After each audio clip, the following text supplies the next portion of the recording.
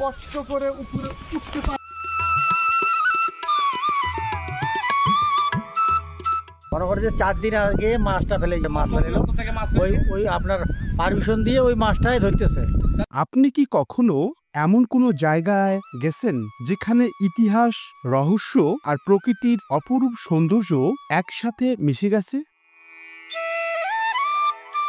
আজ আমরা এসেছি ঠিক তেমনই এক জায়গায়, রামসাগর। শুধু দিনাজপুর নয়, পুরো বাংলাদেশের জন্য একটি গর্বের বিষয়। এই দিঘি যেমন ইতিহাসের নির্দেশন, তেমনি একটি চিরসবুজ পর্যটন কেন্দ্র। চলুন আজকের ব্লগে আমরা আপনাদের নিয়ে যাই এক বিস্ময়কর ভ্রমণে, যেখানে সময় যেন থেমে গেছে।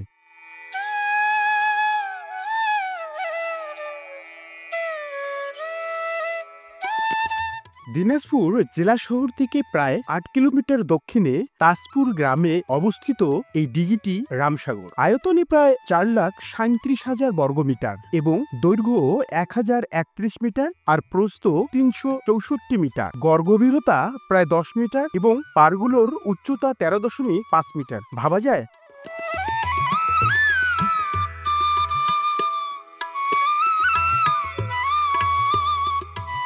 আপনি যখন এর পাড়ে দাঁড়াবেন বা উপরে উঠবেন, তখন মনে হবে আপনি পাহাড়ে উঠে গেছেন। সমতল এলাকায় এমন অনুভূতি সত্যিই বিরল। আমরা বাইকে করে এই বিশাল দিঘির চারপাশ ঘুরে দেখেছি। প্রতিটি কোণ যেন আলাদা আলাদা গল্প।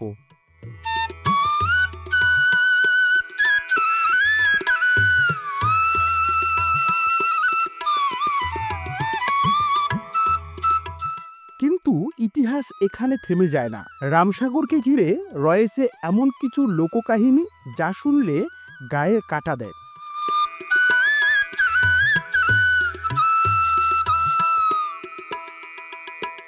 বলা হয় দিঘি খননের পরেও পানি উঠছিল না। তখন রাজা স্বপ্নাদেশ পান, দিঘিতে যদি তার প্রিয় পুত্র রামকে বলি দেওয়া হয় তবেই পানি উঠবে। রাজা সেই আদেশ পালনে দিঘির মাঝখানে একটি ছোট্ট মন্দির নির্মাণ করেন।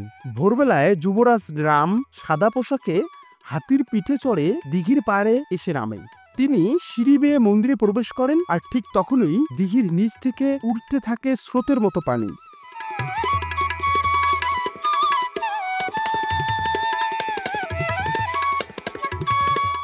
এই দৃশ্য দেখে উপস্থিত প্রজারা স্তব্ধ হয়ে যায়।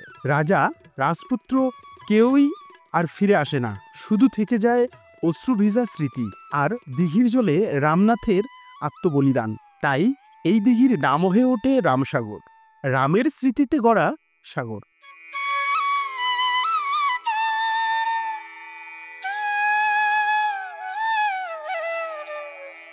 আরেকটি লোককাহিনী বলছি। রাম ছিলেন সাধারণ এক যুবক, যিনি নিজের ইচ্ছায় বলি দিয়ে এই দিঘিকে পানি দিয়ে পূর্ণ করেন। রাজা সেই শ্রদ্ধাবোধে তার নামে নামকরণ করেন দিঘিটির।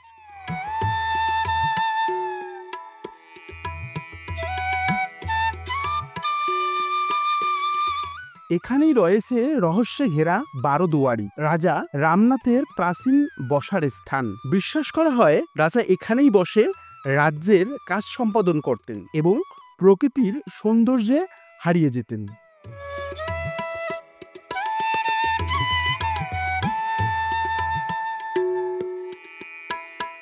আমরা যখন এই ধ্বংসাবশেষে প্রবেশ করলাম, মনে হচ্ছিল আমরা কোনো হারিয়ে যাওয়া রাজপ্রাসাদে ঢুকতেছি। বাতাসের মধ্যে যেন সেই ইতিহাস নিঃশ্বাস লুকিয়েছিল।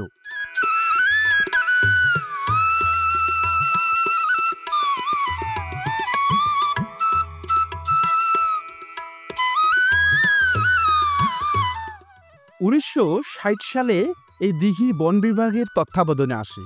পরে 1995 থেকে 1996 সালে এটি আধুনিক পর্যটন কেন্দ্র হিসেবে গড়ে তোলা হয়। 2001 সালের 30 এপ্রিল এটিকে জাতীয় উদ্যান হিসেবে ঘোষণা করা হয়। এখানে রয়েছে শিশু পার্ক, আছে একটি ছোট্ট চিড়িয়াখানা, আর আছে প্রকৃতির বিশাল খোলা বুক, যেখানে দাঁড়িয়ে আপনি শুধু দেখবেন না, অনুভব করবেন ইতিহাসকে।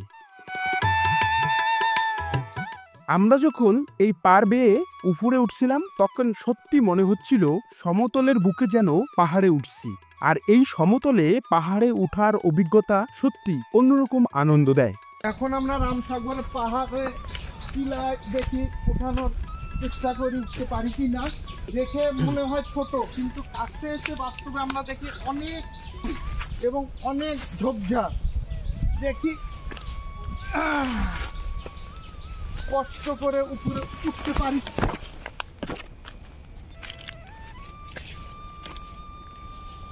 অনেক কাটা গাছে সরাই দিয়ে আমাদের উঠতে হবে।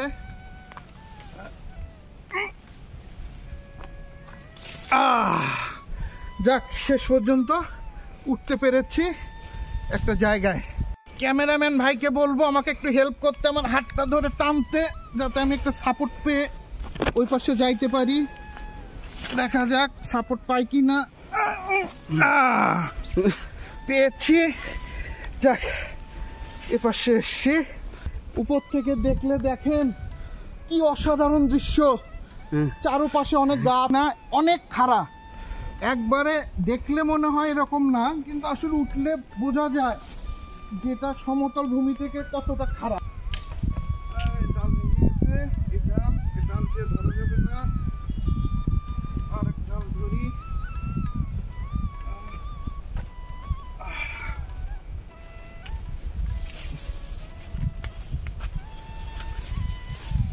যাক, অবশেষে নামতে পেরেছি। কি সুন্দর দৃশ্য দেখলাম, যারা দেখবে তারাই বুঝবে এটা কত সুন্দর দৃশ্য।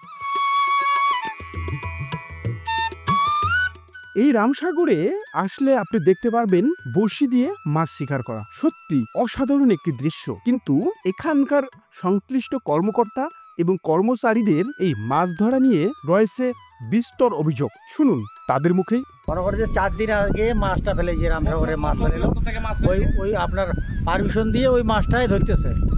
তাহলে কি হলো এখানে?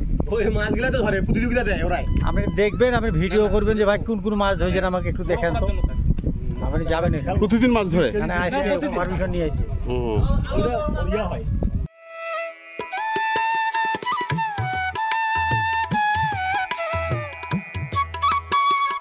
রামসাগর শুধু একটি দিঘি নয়, এটি ভালোবাসা, আত্মত্যাগ আর প্রাকৃতিক সৌন্দর্যের এক অমূল্য নিদর্শন। এমন জায়গা আমাদের বাংলাদেশে আছে, এটা শুধু গর্বের বিষয় নয়, এটি আমাদের দায়িত্ব যে আমরা এই ইতিহাসগুলোকে ধারণ করব, জানব এবং দেখব।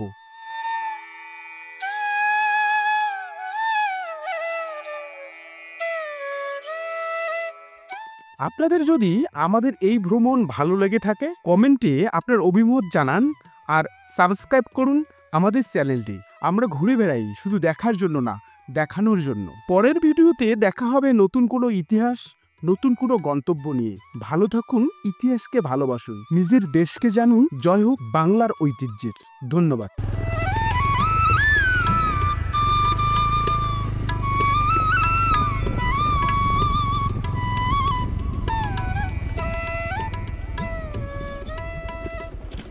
ধরে